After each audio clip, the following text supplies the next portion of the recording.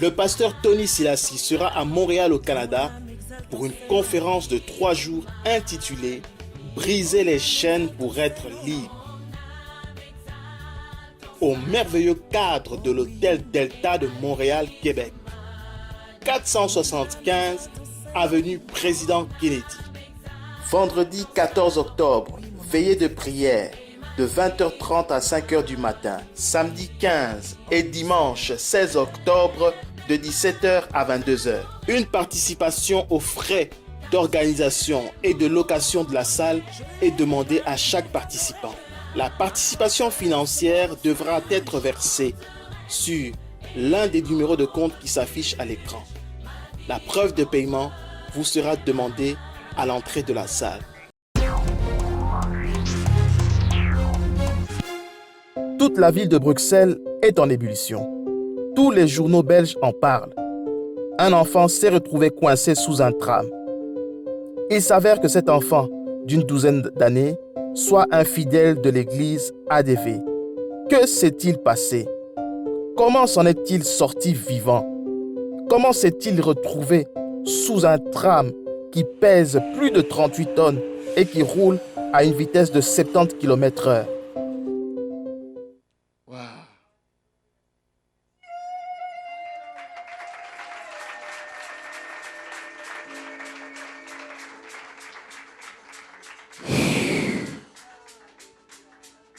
Oui, maman, fortifie-toi, Alléluia.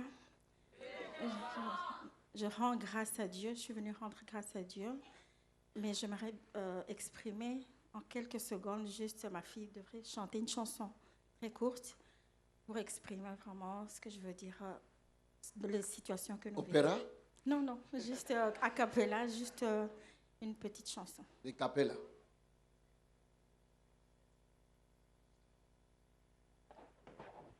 Illumine nos sentiers, Adonai. Relève nos têtes longtemps courbées, Adonai. Console nos cœurs contrits, froissés par les douleurs de la vie. Donne-nous ta liberté pour t'adorer. Illumine nos sentiers, Adonai. Relève nos têtes longtemps courbées, Adonai. Console nos cœurs contrits, froissés par les douleurs de la vie. Donne-nous ta liberté pour t'adorer. Digne de gloire, ô divin roi, vis à jamais, source de grâce et de paix, Adonai.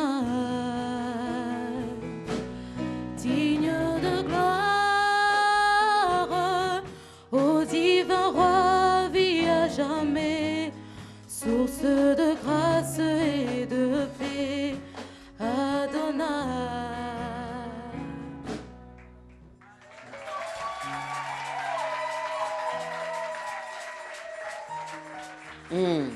Maman.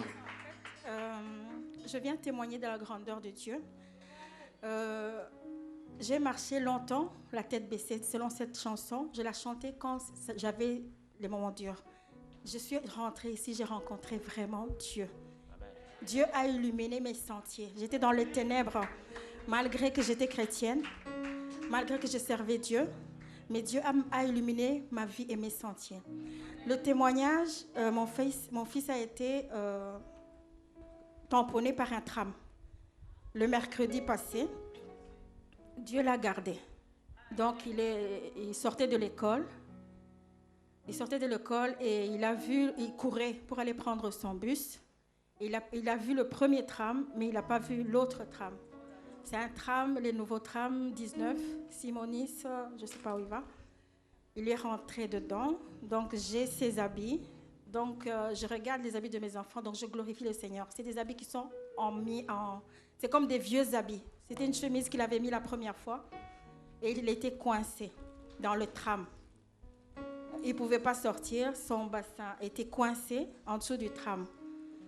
Donc, on a dû appeler c'est même dans le journal, j'ai amené le petit journal, qu'on ne pouvait pas le sortir. Donc, on a soulevé le tram.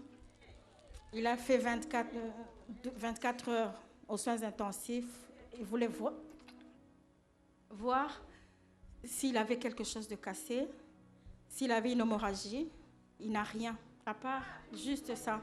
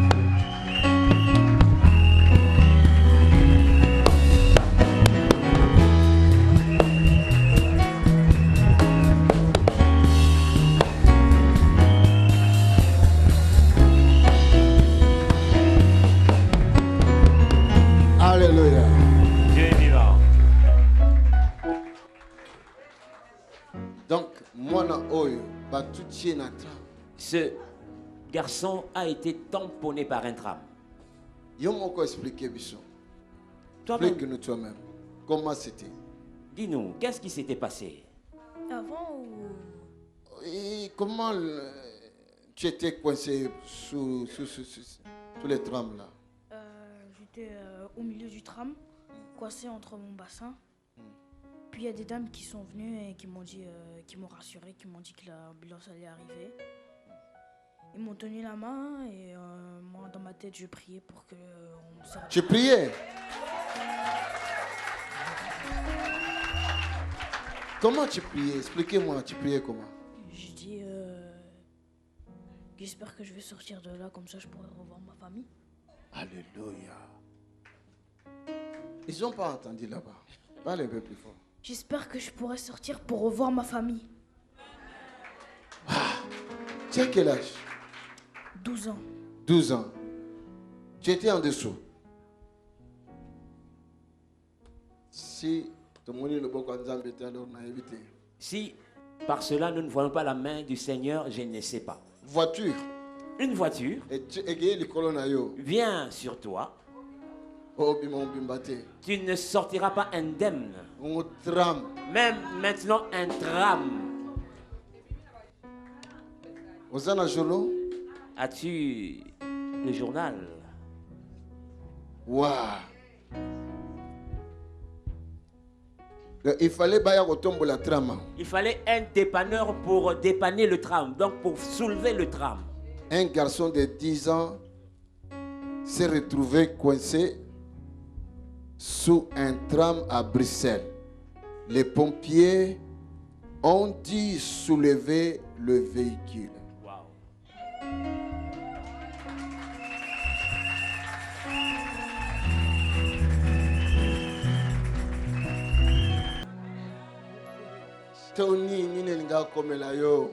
Tony, qu'est-ce qui allait t'arriver? Ce monde, qu'allait-il dire?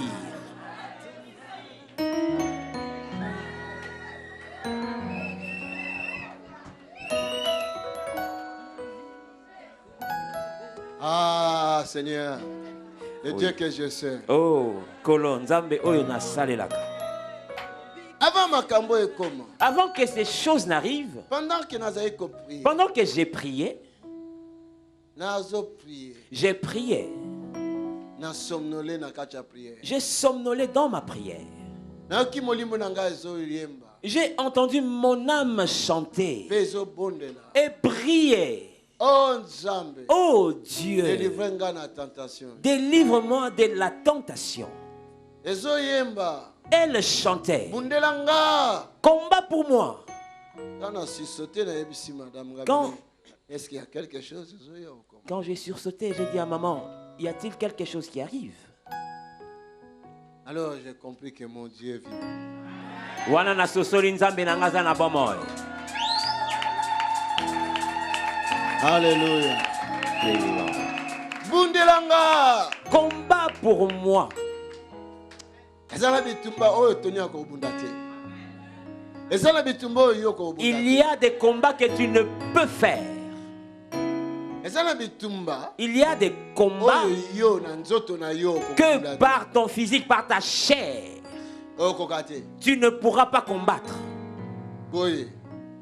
Comme ça. Considérez la masse du tram. Ce qui que moi n'avant bima, il faut pas soulever tram. C'est qu'à qui coincé. Si pour faire sortir le jeune garçon, on devait soulever les trams, c'est qu'il était coincé. Le crâne du jeune garçon allait être écrasé. Considérez le poids du tram. Considérez comment la voiture faisait détonner. La voiture est devenue folle. Le monde spirituel était aujourd'hui, je dois répondre. Lelo na oyanola. Ah! Bien-aimé. Bien-aimé, quand tu te réveilles le matin et que tu vois tes yeux bien ouverts, dis-lui merci. Alléluia. Dieu est vivant. Quand tu arrives le soir et que tu veux dormir, tu te regardes bien et que tu es complet, dis merci. Combat pour moi. Ça c'était mon esprit qui priait. Dans ma vision. Et je ne savais pas. Si je ne me trompe pas, c'était même le même dimanche matin.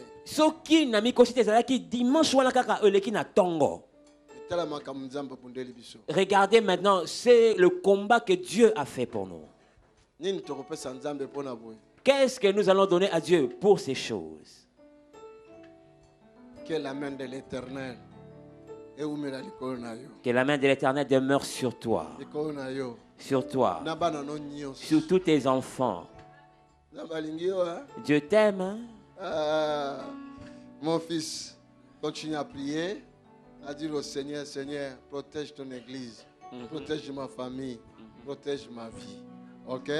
Dieu est avec toi.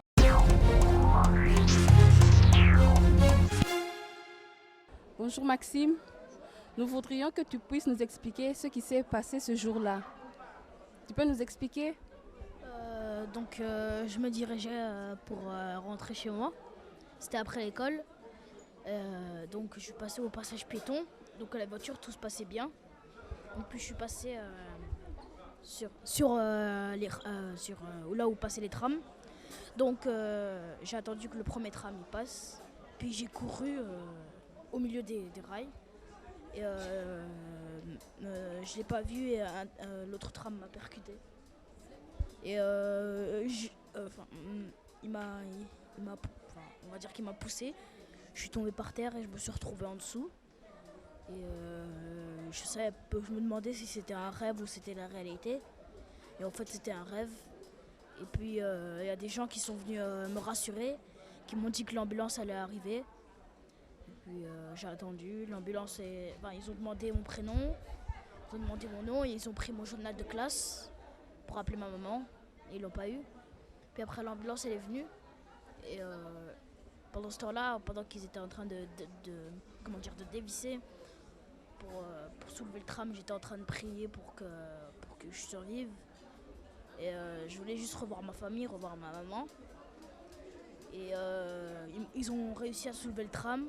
Et ils m'ont tiré, ils m'ont dit de pas bouger, ils m'ont dit de tirer. Et ils ont vérifié que ma colonne vertébrale était bien, que mes jambes, que mes bras. Et il y avait ma directrice à côté de moi. Elle était là depuis le début jusqu'à ce que j'étais en dessous. Quand j'étais en dessous. Et on m'a emmené à l'ambulance et on a fait toutes sortes de soins, on a vérifié que tout allait bien. Puis ma maman elle est venue, puis ma famille est venue, puis j'ai dormi un jour à l'hôpital. Ce que nous aimerions savoir, le jour où il a eu l'accident, vous étiez où et quel était votre état d'esprit quand vous avez appris que l'enfant était à l'hôpital? Oui, merci vraiment, je bénis le Seigneur. Merci pour la question. Le jour où c'est arrivé, c'était un mercredi, vers midi et quart, parce qu'il devait rentrer. Normalement, il ne rentre pas seul. C'était le deuxième jour, il avait eu sa carte de sortie. Donc, moi, je l'attendais. J'attendais le bus parce que le bus le prend à Simonis, à l'arrêt, là où l'accident est arrivé, jusque tout près de la maison, parce qu'on habite à Liedekerk maintenant. Donc, j'attendais normalement. Et donc, je reçois un coup de fil de la directrice de maternelle qui me dit « Il faut que vous veniez, Maxime a besoin de vous ». Donc, j'ai quand même eu peur. Je lui ai demandé « Mais qu'est-ce qui se passe ?» Elle m'a dit « Non, il n'y a rien de grave. Sa directrice a besoin de vous pour Maxime ». Et elle a raccroché tout de suite. Mais je me suis posé cette question, mais bizarrement, j'étais en paix. Je n'ai pas vraiment paniqué. J'ai dit, Seigneur, bon, c'est vrai que j'ai prié, bon, pas une prière, mais je me suis dit, j'espère qu'il n'y a rien d'arrivé, Seigneur. Donc, je me suis préparée. Mon train était déjà, donc il était à 45. J'ai un train à 58, toutes les heures. Donc, je me suis dit, parce que je lui ai dit, je n'habite pas à côté. Donc, ça va prendre du temps. Est-ce qu'on ne peut pas régler ça? Elle m'a dit, non, venez. Elle a coupé. Donc, je me suis préparée tranquillement. J'ai pris le train, le prochain, de 13h58. Donc, ça a pris du temps. Je n'avais pas de nouvelles.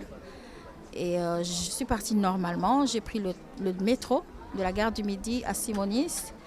Et de Simonis, j'ai pris le tram 19. Donc, la même ligne qu'il a eu l'accident. Je suis arrivée à l'école normale. Tout était calme, mais les gens me regardaient bizarrement. Donc, les quelques personnes qui étaient là, ils m'ont fait rentrer dans le bureau.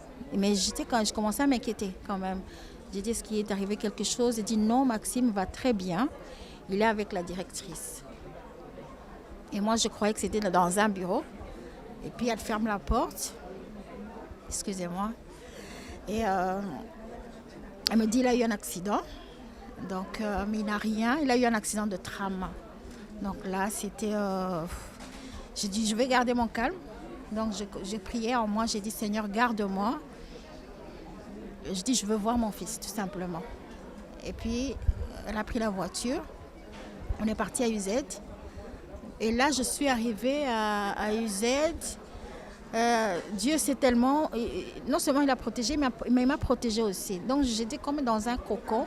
Donc, c'est tout ce qui s'est fait. Je n'ai pas vécu le stress, vraiment. Donc, la directrice était là. Elle a dit, il ne faut pas l'appeler. La police ne l'appelle pas. On va nous-mêmes la prévenir. Et ils ne m'ont pas prévenu tout de suite comme ça qu'il a eu un accident de tram sur la route. Donc, je suis arrivée. Mais quand je suis arrivée, il était déjà à l'hôpital, dans le soin intensif. Donc, on avait fait tous les examens, à part l'échographie, pour voir s'il y a une hémorragie interne. Donc, il était déjà sous les machines, quoi. Donc, je le voyais, je ne comprenais pas ce qui se passait. Donc, et là, le médecin est venu. Quand je suis arrivée, quelques minutes après, le médecin est venu. Il m'a dit, tout va bien, il n'a rien. Donc, il n'a rien, mais on va le garder en observation parce qu'il était en dessous du train quand même. Donc, ils sont partis. Moi, je suis restée avec lui. On est resté. Il avait mal. Donc, il avait des perfusions. Je pense que c'était des calmants. Et voilà. Donc, on a attendu quelques heures, vers 16 heures. Il y a un psychologue qui est venu. Donc, il lui a demandé. Donc, on le faisait parler beaucoup pour voir s'il est cohérent dans ses paroles. Donc, il était cohérent. Il n'était même pas gonflé comme ça. Donc, on est resté là. Ils m'ont dit qu'ils vont le garder jusque le lendemain en attendant 24 heures s'il n'a rien. Donc, voilà. Donc, on est resté 20 heures. On m'a dit de partir. Donc, je suis rentrée, quoi. J'attendais le lendemain. Mais j'ai appelé vers 1h du matin. On m'a dit qu'il a... Donc, on le réveille toutes les 2 heures pour voir dans ses yeux si c'est normal, sa température, son cœur. Donc tout allait bien. Les médecins étaient jeudi matin, même avant que je n'arrive, ils m'ont dit ça va bien, il faut ramener ses habits parce qu'il n'avait pas d'habits. Donc voilà, je me suis occupée de ça, j'ai été le voir et puis il est sorti de l'hôpital. Mais je voyais vraiment, c'était la main de Dieu, c'était pas autre chose, c'était pas de la chance. Les médecins disaient que c'est de la chance, même ma famille, tout le monde disait mais il a eu beaucoup de chance. Mais le tram venait comme ça, lui il est tombé entre les rails, il n'était pas tombé comme ça. Donc c'est quand même un grand miracle. Franchement, je rends grâce à Dieu. Et quelques jours avant ça, papa avait aspergé de l'eau sur Maxime. Qu'est-ce que vous avez à dire par rapport à ça? Oui, par rapport à ça, moi je ne me rappelais même plus. C'est ma soeur qui me l'a rappelé après l'accident. C'était le jour où ils sont partis à Brazzaville. C'était le premier dimanche, je ne peux pas l'oublier, le premier dimanche qu'il a prêché. Après la prédication, donc il a pris l'eau, il a aspergé comme ça. Et donc après à la maison, quand on est arrivé, il m'en a parlé, il dit j'ai reçu. Il dit c'est quoi ce qui se passe dans l'église, on verse de l'eau sur les gens comme ça. Et puis on a rigolé, et puis Laure disait oh là là, moi j'en ai reçu 2 fois. Donc on a rigolé, puis je me suis dit, et puis je lui ai dit, de toute façon c'est bon. J'ai dit, ça ne peut pas être une mauvaise chose. Lui, il n'était pas là. C'était vraiment une grâce de Dieu. Il était à l'Écodim. Donc il a croisé papa là derrière. Lui, il allait aux toilettes. Donc, lui, oui, il était dans la salle. Il était dans la salle, il faisait le tour. Lui, il allait dans les toilettes. Donc il a reçu 2 bouteilles d'eau sur lui. Au départ, voilà. Après, ma soeur m'a rappelé de ça. Hier soir, il m'a dit, c'était le lendemain. Il m'a dit, tu te rappelles ce qui s'est passé? Voilà, c'est sûrement ça. Il avait déjà reçu sa protection divine alors? Je suis sûre que oui. Ça, je ne peux pas vraiment... je suis sûre que c'était vraiment une protection divine parce que venir à l'église, déjà, j'ai du mal. Il n'aime pas aller à l'Écodim. Il dit, quand je viens à l'église, on me met dehors. Ce jour-là, c'était un grand combat. Pour qu'il vienne, il devait venir avec sa grande sœur. Il y a eu, j'ai suivi la moitié du culte parce que sa grande sœur n'est pas venue. Donc c'était vraiment une journée, à la limite, je voulais rentrer avec lui. Voilà, ça c'est les habits que Maxime avait. Donc c'était une nouvelle chemise. Il avait mis ça le premier jour, mais c'est vrai que les pompiers ont dû déchirer pour le sortir. Ils ont déchiré là où il y a les boutons, là aussi. Mais voilà. Ça, c'est le t-shirt. Parce qu'il était coincé au bassin. Donc là, on dirait qu'il était accroché. À partir du bassin, ça, ils ont dû déchirer. Mais le t-shirt, vraiment, est dans un mauvais état. Voilà. Voilà, je ne sais pas si tu vois. Donc, c'est ça. C'est un pantalon. Ils ont dû déchirer aussi. Mais il était complètement en dessous du tram. En dessous du tram, voilà. Vous avez entendu, nous avons vu les traces de l'accident sur l'enfant et nous témoignons encore, nous rendons grâce à Dieu de sa protection et de sa sécurité. Nous devons tout le temps, en tout temps, lui dire merci de nous protéger chaque jour. Et Maxime est vraiment un miraculé du Seigneur. Parce qu'il y a beaucoup d'accidents qui se passent tous les jours, mais lui, il est sorti sous ce tram en vie, seulement avec quelques égratignures. Nous rendons encore gloire à Dieu. Merci Seigneur. L'Assemblée de Dieu vivant est un lieu de guérison, de miracles et de consolation. Nous avons la faveur d'accueillir des visiteurs venant de partout dans le monde chaque week-end dans un bâtiment qui est devenu trop petit. C'est la raison pour laquelle nous voulons acheter ce bâtiment et le modifier selon nos besoins. Nous projetons de créer des garderies, des restaurants, des salles de conférences, des bureaux, des salles pour l'équipe média et un call center pour recevoir tous les appels. Notre salle de prière sera complètement transformée et deviendra un amphithéâtre capable de tenir 800 à 1000 personnes. Ceci est notre vision et nous savons que rien n'est impossible à notre Dieu. C'est la raison pour laquelle nous vous encourageons à contribuer financièrement à ce grand projet. Vous n'allez pas le regretter car nous vous assurons que vous allez récolter plus que ce que vous aurez semé. Vous pouvez faire un virement bancaire sur le numéro de compte qui s'affiche à l'écran. Merci de laisser vos coordonnées dans le communiqué du virement afin que nous puissions vous remercier pour votre soutien. Pour de plus amples informations, vous pouvez nous contacter par téléphone ou par mail à travers les coordonnées qui s'affichent à l'écran. Que Dieu vous bénisse. Tony Silassi, Mission Internationale et l'Assemblée du Dieu vivant.